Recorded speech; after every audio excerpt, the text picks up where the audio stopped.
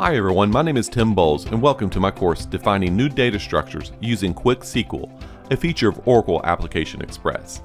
I'm a senior manager at Hitachi Vantara and I've been working with Oracle technologies for nearly 25 years. I've also been a presenter several times on Oracle topics at national conferences. Have you ever wanted to create a database using simple and easy to understand statements?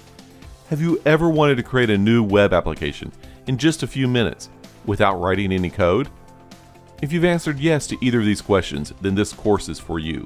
In fact, if you follow along with the demonstrations in this course, you will have created a fully functional database-backed web application with nearly zero code. In this course, we're going to show you how to gain free access to Oracle Application Express. If you follow along, you'll gain practical knowledge on using the simple and easy to understand quick SQL language to create a database with sample data loaded into the tables. You'll gain experience creating a fully functional web application based on the database you created. By the end of this course, you'll have a firm understanding of how to use Oracle Application Express to build a web application that can be used to track company project purchase orders.